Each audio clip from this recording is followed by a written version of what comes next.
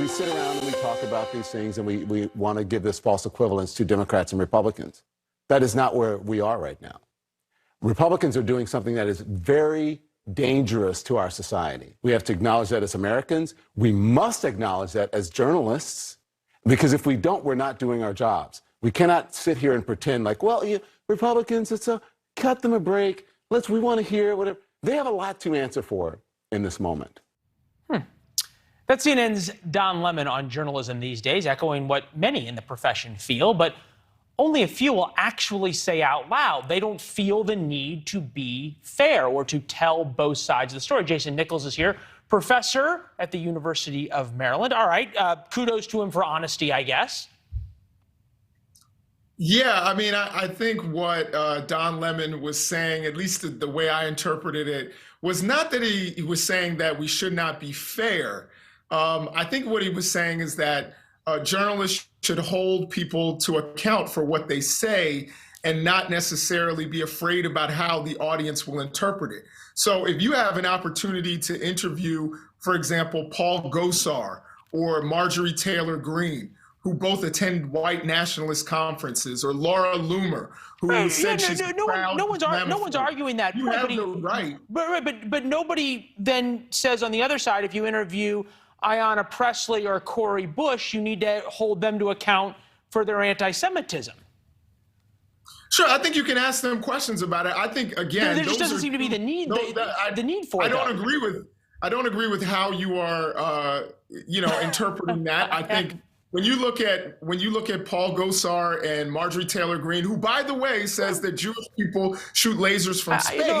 But hold on. In a larger sense, but he didn't say that, though. Okay, it's true that Marjorie Taylor Greene and Paul Gosar are the most crazy among Republicans, but I can list you a lot of Democrats who are the most crazy among. Hold on, I can't. But why? Let me ask the question.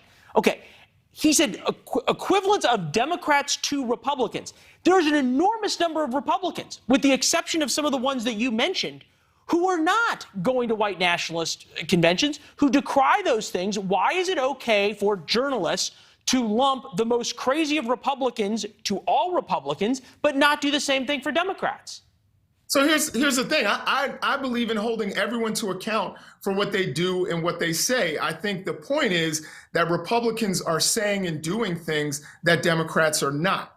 And, when you have 50 candidates across the country in 26 different states who are QAnon supporters, far outside of the mainstream, we need to hold them to account. And a lot of places won't talk about those things. They don't hold these people to account. And I really hope that some of these news organizations will start actually talking about it. I agree with you that when given talk about what happened on January 6th. They're scared to talk about it. So my thing is, if you really want to address what's going on, yes, hold people to account for what they say. Talk to the members of the so-called squad and ask them about their beliefs. But also, there's been so much.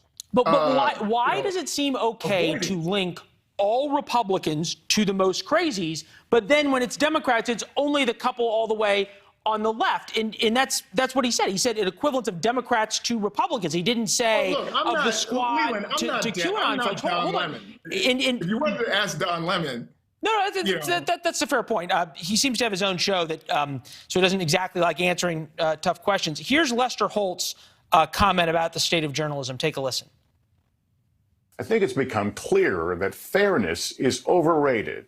Well, before you run off and tweet that headline, let me explain a bit.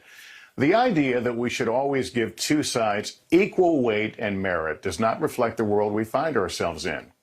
That the sun... Isn't that, though, exactly playing into even mainstream Republicans who say the media doesn't give us a fair shake? I think that is part of what mainstream Republicans believe. Like in one of, in my line of work, they think we should bring counterpoint. So I should say, hey, slavery was bad, but I'm going to give you a source that says slavery was good. You know, and I think that that's problematic. I think that we have to, in some cases, stand on what's right. Oh, come on, Jason. You know we're not talking about whether slavery is good or bad here. Come on. Oh, but that's the point counterpoint thing that a lot of Republicans it's not. Come on, really? That no one is saying that we should. No one is saying that we should teach slavery's good, slavery's bad. Nobody's saying that. People are saying we should be able to debate: do women have babies, or do people capable of birth have babies? That's point counterpoint, not slavery good or bad. No, that is totally point counterpoint. I'm a little surprised at you today, Leland. You seem a little miffed today, but at the same time, this is not what I think you are trying to push. Is not really what people are saying. They're saying hold people to account. If you want to hold Democrats to account for saying we should be inclusive of trans men who give birth, sure. You know, you think that's wrong? Fine. You don't believe trans men should give birth. That's your point of view, and you are allowed to, once you interview a trans man, to actually hammer home that point. I think the same thing, though, should go for people who are outside of the mainstream, people who are supporting QAnon, people who are going, calling themselves proud Islamophobes. We have a right to actually hold them to account. We don't have to bring up a counterpoint that says, well, Islamophobia is okay. Well, I guess agreed, and I think you'd probably say the same thing about anti-Semitism from the left. Jason, it's good to see you. We got to run. All right, thanks a lot. Thank you.